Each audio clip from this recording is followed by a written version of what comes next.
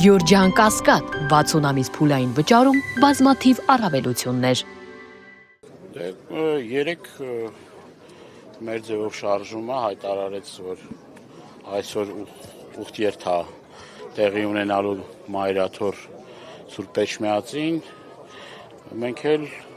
պատգամավորներ, քաղաքական ուժերի ներկայացուցիչներ, հասարակության տարբեր շերտերից մենք տեսնում ենք բավականին մարդիկ շտապում են Մայրաթոր Սուրբ Էջմիածնի իրենց աջակցությունը եւ զորակցությունը հայտնելու Մայրաթոր Սուրբ Էջմիածնին։ Գիտեք, վերջերս հերթական էլի շինծու մեղադրանքներով կալանավորվել է հերթական սրբազան հայրը, նաեւ լուրեր են շրջանառվում, որ իշխանությունները պատրաստվում են հարձակում գործել Մայրաթորի վրա եւ մենք ազգովի եւ այսօրը եւ մնացյալ օրերը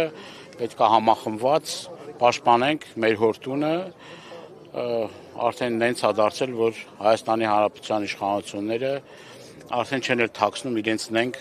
կեղտոտ ծրագրերը կապված Մայրաթորի հետ։